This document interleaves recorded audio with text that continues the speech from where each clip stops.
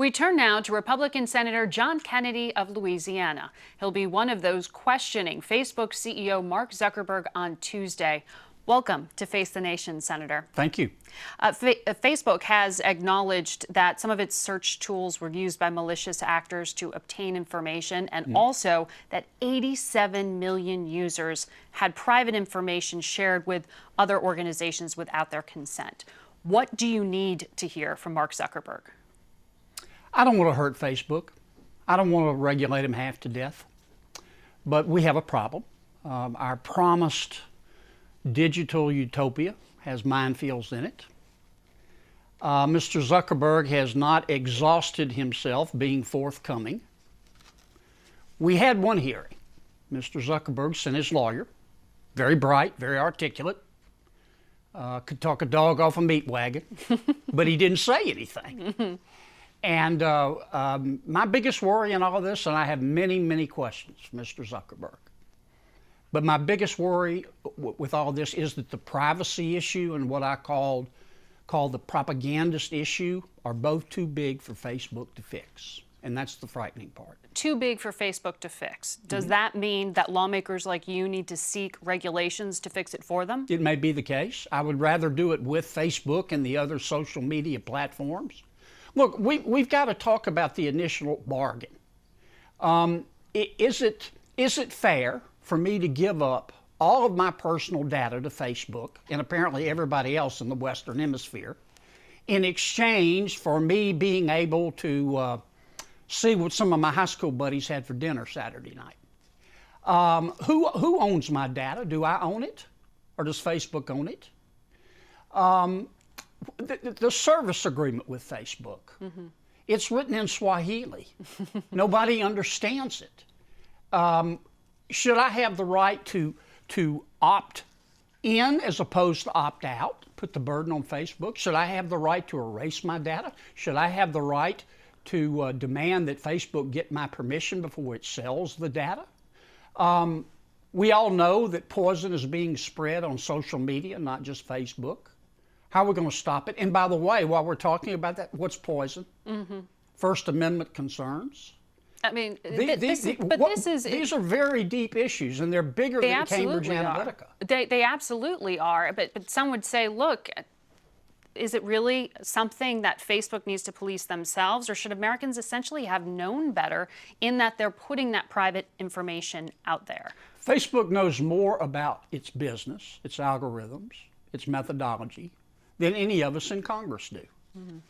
I'm hoping that Mr. Zuckerberg will come to the table and say, okay, here are the problems, here's some suggested solutions, let's talk it through together. But you know, some people respond when they see the light. Others have to feel the heat. And these issues are not going away. And let me say it again, I do not want to hurt Facebook. It's done a lot of good. But how do we preserve the good things about Facebook while mitigating the obvious detrimental effects of it? It is a minefield in many respects. Facebook already said ahead of this hearing that they're going to start disclosing to its users whose information may have been, they don't like the word breached, but shared with others. And they're also talking about now requiring buyers of political ads to confirm their location and identity and display labels saying that these were paid for ads. What do you think of that kind of proactive action? I think it's a start, but the first question that Mr. Zuckerberg needs to ask is, does he really know who's running ads on his platform? He doesn't. Facebook's lawyer said they have 500,000 unique advertisers a month. I think that's probably wrong. It's probably much more. I don't think they know who's running ads and issue campaigns. We need to talk about how we're going to find out. And again, you're going to get off quickly into First Amendment issues as well. Right. I don't want Facebook to censor what I can see in all respects, but I do want them to stop the fake news. I do want them to stop people from running advertisements on Facebook that encourages the genocide of the Rohingya Muslims in Burma. These are deep issues. They're not going to go away, and we're not going to conclude this in one hearing. And I hope that Mr. Zuckerberg will be forthcoming and frank. forthcoming and frank? And if he's not, what happens? Well, we can do it the easy way or the hard way. I do not want to regulate Facebook half to death. But we do have two major problems we've discovered. One is the privacy issue, and the other is the propagandist issue. Now, Facebook needs to talk with us, frankly, about how we can fix that. And if it doesn't know how to fix it, which is my biggest worry, it needs to be very frank in that regard, too.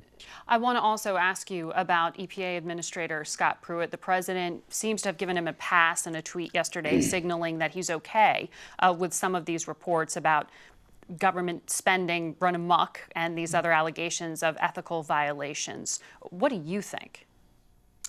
Well, to Mr. Pruitt and other members of the president's cabinet, I would say ethics matter, impropriety matters, the appearance of impropriety matters.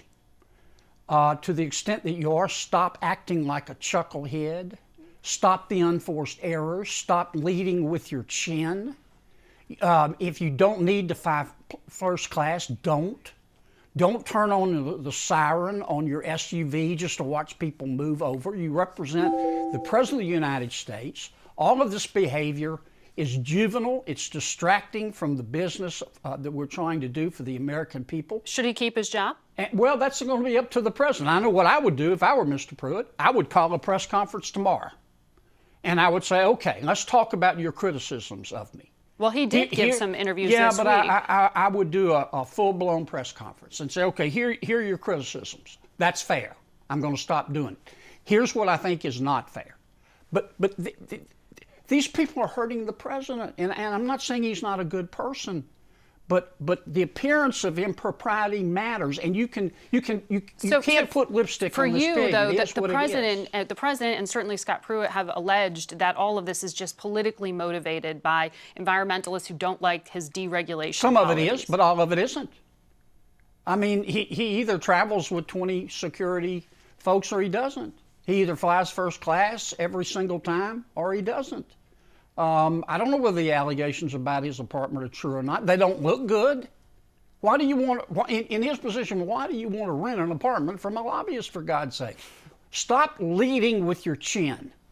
Now, these are unforced errors. They're stupid. There are a lot of problems we can't solve, but you can behave. I don't mean to denigrate Mr. Pruitt, but doggone it, he represents the President of the United States, and it is hurting his boss, and it needs to stop.